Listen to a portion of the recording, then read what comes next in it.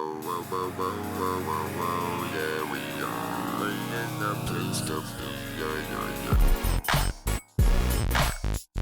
Hey guys, this is Backdraft, and welcome to another episode on the Symmetria server. This is episode number 4. Thank you so much for joining me today, and you may be wondering where I am standing.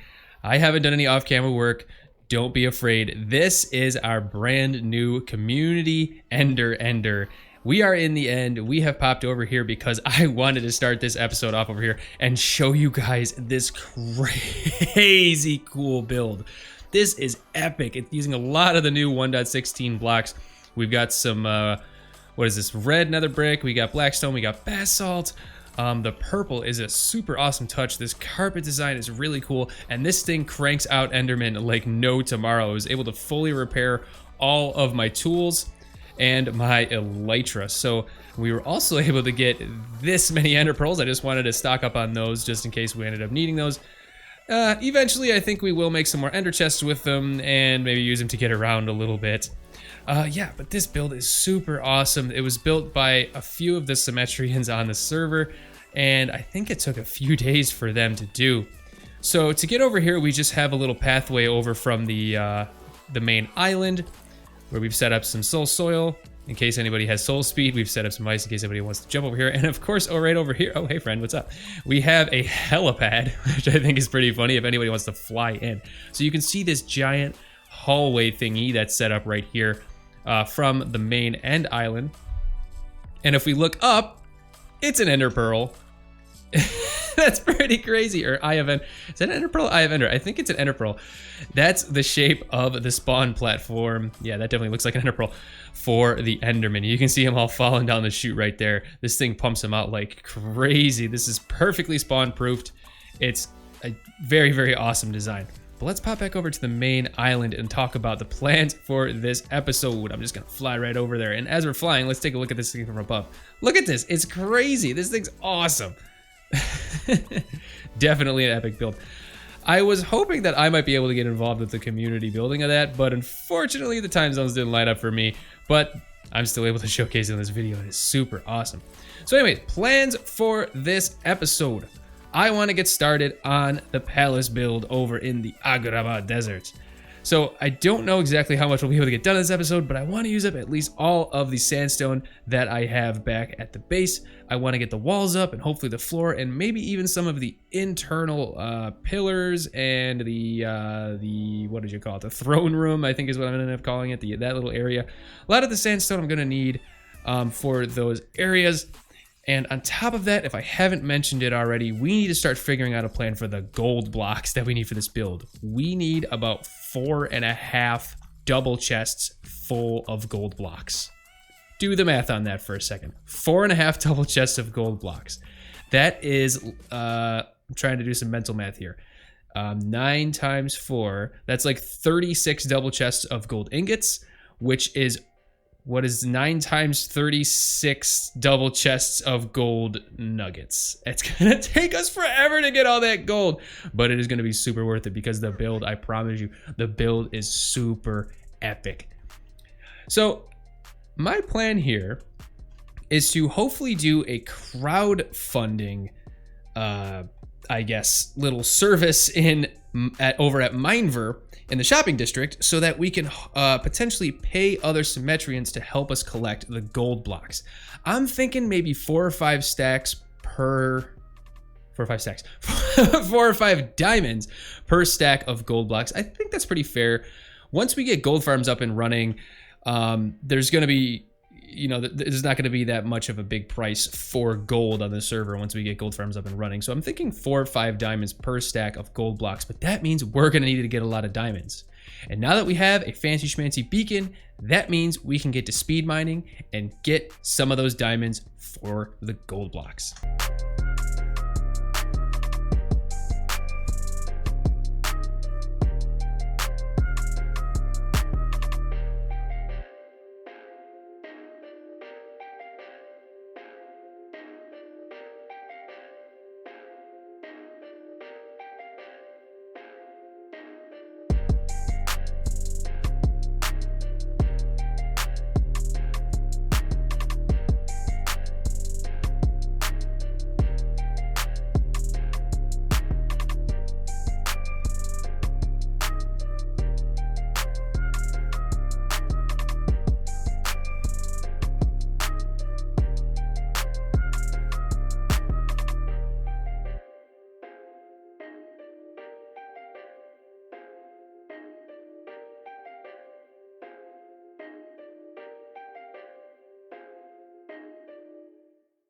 A pretty successful speed mining session. We got about this 100 by 100 block area mined out with our brand new beacon, and we got the following. So about 2 and then some stacks of diamonds, a crap ton of redstone, a crap ton of coal, some iron and some gold, and a bunch of lapis as well. Surprising amount of lapis. I normally don't get that much lapis.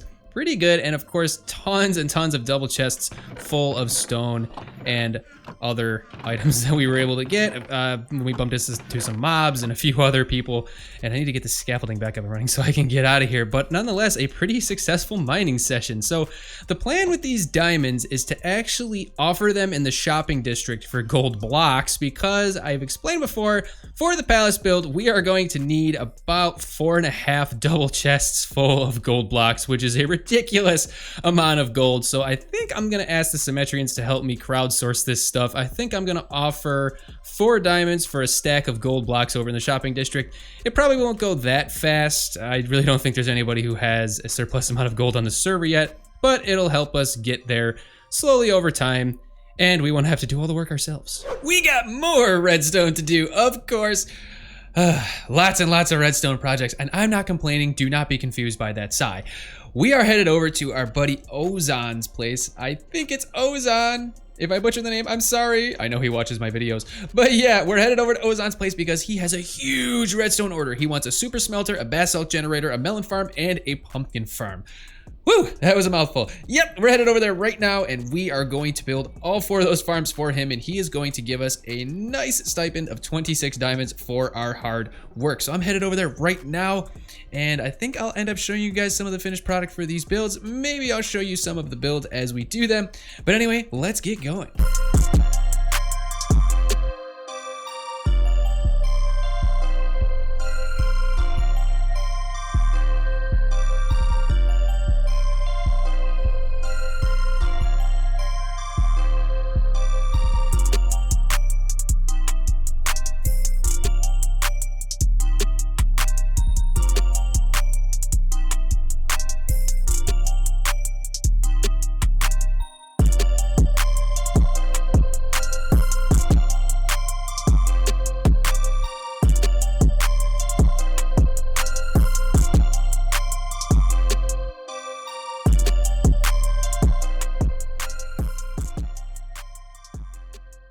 All 4 farms are now done. I'm standing over by the melon and pumpkin farm. So I built 5 by 5 melon and pumpkin farms. Here's the melon one and here's the pumpkin one. So I had enough pumpkin seeds to populate this farm, but I didn't have enough melon seeds to do this one. I only had 1 melon seed and I really couldn't find any more. I don't know if anybody in the shopping district sells melon.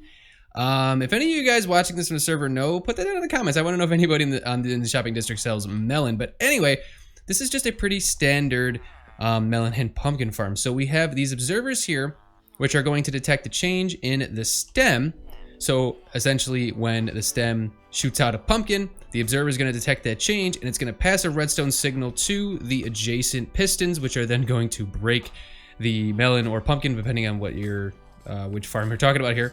And then this hopper minecart is going to be running along underneath and collecting all of the output. And they both go into these adjacent chests. Pretty simple designs. Next up, we had the mining basalt generator. This is the same design that I actually built in my single player survival world. So all it is it's just 5 soul soil, 5 blue ice, 2 lava sources over here. So when the lava flows over the soul soil, it will generate basalt on top of it. I have a hopper minecart underneath that's just collecting all of the drops. If I flick this lever and I jump up top here and start mining, fortunately he has haste too with a beacon outside. I just sit here, the hopper minecart will pick up all of the basalt, some of it will go into your inventory, and that's that. It is a pretty simple design. I just gotta point this out real quick. Ozon has 6 beacons! 6 beacons! This early in the season, with diamond blocks underneath! How do I get this rich? I thought I was cool with my 1 beacon. And finally, we have the super smelter. This is just your standard 8 furnace array. We have the input, which will go into the top of the furnaces right up here. It can be turned on and off with this switch. That'll essentially make the hopper minecart move back and forth. Over here, we have the input for the fuel. Once again, the hopper minecart move back and forth controlled by this lever. And then finally, all of the output from the furnaces will collect into this chest right here. It's your pretty standard furnace array. So that is all 4 redstone builds for Ozon, and he was kind enough to give us a little extra tip. So he paid us 26 diamonds for the builds, and he also gave us 4 books. We got a mending book, an unbreaking 3, a protection 4, and a looting 3. Very, very generous of him. Thank you so much, Ozon. So we got another redstone request from our old buddy Everbond, and this time he needs some help with his creeper farm. So what he was looking for was a mechanism where he could not only crush the creepers down to one-hit kills, he also wanted to be able to toggle on and off a skeleton so that he can shoot the creepers and get music discs out of it. And on top of that, he wanted a spot where he could AFK with a sword, and if he wasn't around, he wanted to be able to close it off just in case he wanted to entity cram them. Yeah, so what I have here is the Creeper Annihilator 9000. That's what I'm calling it. Trademark pending. Don't try to steal the name. But anyway, this does everything that he requested. Hopefully this design will work for him. So anyway, this is where the creepers will go in. If he ever wants to shut it off and not allow creepers in, he can toggle this switch right here. But if I throw some creepers in here, I'll just throw a few right here. He has plenty of switches and doodads on the Creeper Annihilator 9000 that he can use to do whatever he needs to with the creepers. So right here is the switch that will toggle on and off the entity cram. So basically it toggles between having a 2 wide space and a 1 wide space for the creepers to sit in. Right here, we have a crushing mechanism. Now this is probably the most intricate part of this design, in that it uses a silent hopper clock that crushes them for about 11 or 12 seconds, which will hopefully get them down to about 1-hit kill. It seems that a couple of the creepers will die in the process, but you know, it's not the end of the world. So all I gotta do is hit this button right here, and that will crush the creepers. Now this works whether or not it is in entity cram mode or not. It doesn't matter. So I've made it so that these 4 pistons are what will control the crushing mechanism. But if the entity cramming is turned on, which I'll turn that on right now, see a couple of them are gonna get killed if they're in that spot. But if that is turned on, essentially what will happen is the timer won't activate these 2 pistons because they're already activated by the cramming lever, and they can't push any further because I actually have furnaces here. So if I hit this button, that will crush down the remaining creepers for about 11-12 seconds. And if I grab myself a sword, you'll then see a couple of them might die. Okay, they didn't die. Then you'll see all of them are now 1 hit. So yeah, the next part is the skeleton. So the skeleton is chilling right over there. If I turn this lever here, I've now activated sight for the skeleton. So let me turn that off real quick and get some creepers in the system, and then I'll go into survival mode and show you exactly how this part works. So we got a few creepers in there. I'll open up the vision for the skeleton. Now all I gotta do is come over here, and well, actually I have to turn off the entity cramming so that the skeleton has sight to me. So now you can see the creepers are chilling right there. All I gotta do is I'll go into survival, and I'll enter, I don't know what this mode is called, crawling mode, whatever you wanna call it. And now you can see that the skeleton actually has line of sight to me, but instead of being able to shoot me because there's a block in the way, he's essentially shooting the creepers. Now I've hoped that this is enough space for the creepers to not get close enough to the skeleton or close enough to me so that they won't blow up. I've been doing some testing with this and it seems like it's working. We actually already have a music disc in the chest out here. So essentially what I'm gonna do now is I'm gonna toss this build into a creative server to see if our buddy Everbond likes it for what he needs to do. Hopefully this should give him everything he needs. Let me know your guys' thoughts on this build. I thought it was a lot of fun. Ladies and gentlemen, it is now time to start our palace build. Finally, we're gonna get started on the base over in the desert area. The Agrabah palace is gonna start coming to life. So I don't know how much progress I'm gonna make. I only have about 2.5 double chests full of sandstone. I'm hoping to just get up the outer walls of the build. So 2.5 double chests of sandstone, just the outer walls of the build. You guys can start picturing just how massive this project is going to be. So let's get started. Without any further ado, roll that music.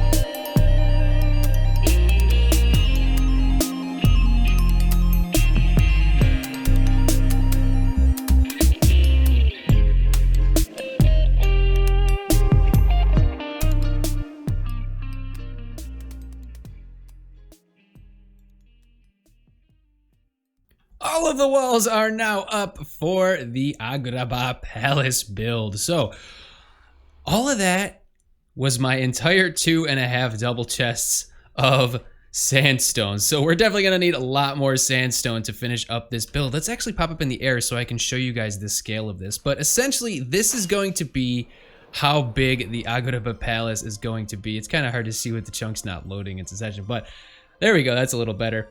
Pretty big. It's gonna be really tall as well. So the center, I don't know what you call it, column or like tower thing is right in the middle of this build, and it's actually gonna go way up into the sky. And like I said, all of the tops of the towers, I don't really know what you call them, the bulbous part of the towers for the build, are gonna be made completely out of gold blocks, which means we're gonna need a gold farm at some point in the future. Probably not in this episode though, but anyway, we're gonna have to do a lot more harvesting of sandstone before we can continue with this build. I did want to do some end busting in this episode, potentially, but why would I go end busting when we have a ton of awesome people on this server that do it for you and bring back all kinds of shulker boxes and then charge you a very, very reasonable price of only 3 diamonds per shulker box in the shopping district? Why would I do that? Yeah, it's true. So we're gonna buy 11 shulker boxes. I did want to, like I said, I did want to do some end busting, but maybe later in the season, if we do end up needing more shulker boxes, or back up elytra or whatever, we could go do some end busting. But I'm actually gonna buy 11 shulker boxes now that we have a bunch of diamonds from the mining session that we were able to do. So that's gonna cost me 33 diamonds. So we will drop those in. And with these shulker boxes combined, I form the ultimate shulker megazord of... I don't know. But anyway, I now have my trademarked color-coded shulker boxes, which I can now carry around with me in my ender chest, and I've assorted all kinds of useful items into them, so I can always have these items with me in case I ever need them. So here's what I have set up so far. There might be a couple more shulker boxes that I can set up, but that would be later when I get a couple more of them. So we have the 2 just regular old shulker boxes, which are going to be used for any miscellaneous transporting or whatever else I need to put whatever I need inventory space for. So then we have the green shulker box, which is wood. Anything wood related will go into this one. We have the orange shulker box, which is tools. Anything that's considered a tool. So really armor goes in here too, and things like crafting benches and furnaces and chests and scaffolding, all that stuff that I consider tools, rails, that kind of thing. Actually, rails need to go into the redstone shulker box, so I'll actually move those. Then we have the resources shulker box. This is anything that could be considered a resource. So I do consider ender pearls resources, but anything that you can mine from any of the dimensions, regardless, would go in here. Next up, we have the yellow shulker box, which is lights, anything light related, lanterns, torches, glowstone, shroom lights, anything like that. Then we have the redstone shulker box, so we have all of our redstone, any sort of redstone components or anything that could be considered redstone goes into this shulker box. I do consider rails redstone because a lot of redstone contraptions do require rails. Next up, we have food and farming. I do keep a bunch of bone blocks in here because you never know. I cannot stress this enough. You never know when you might need bone meal. So I always make sure to have that in my shulker boxes. Whenever I get other types of food or bread or possibly more golden carrots, I'll put them in here. Next up, we have the stone shulker box. So in here we have anything stone related, andesite, diorite, granite, smooth stone, cobblestone, etc. Then we have the rockets shulker box. I do now have quite a few stacks of rockets because there was a shop in the shopping district that was selling rockets for 6 stacks per diamond. I could not pass that up. I had to get a few stacks of rockets to fill up that box. Then finally, we have the black shulker box, which is the building shulker box. So anything that doesn't fall into the other categories, but might be useful for building, I put into this shulker box. And I actually just forgot that there are a couple things I would put in there. So I usually have a terraforming shulker box, but I think we're gonna hold off on that for now. And anything terraforming related, I'm just going to dump into the building shulker box. So that's things like grass, dirt. If I ever get my hands on mycelium or anything like that, I'll actually take my soul soil and my soul sand and we'll dump it in this one as well. So ladies and gents, that is all the time I have for this episode. I think we got a lot done today. There is a lot more to come. If you enjoyed it, please do not hesitate to hit that thumbs up. And if you're looking forward to future episodes in this series, then be sure to hit that subscribe button and the bell for notifications. And I have a little bit of a tiny announcement. I think it's time that we start doing some live streams in this world. I'm super excited to start live streaming again. And I think we're overdue for a Minecraft tutorial and a parody video, so keep your eyes open for those videos as well. Thank you so much for joining me today, guys, and I'll see you again. Bye-bye. Stuff, yeah, yeah, yeah.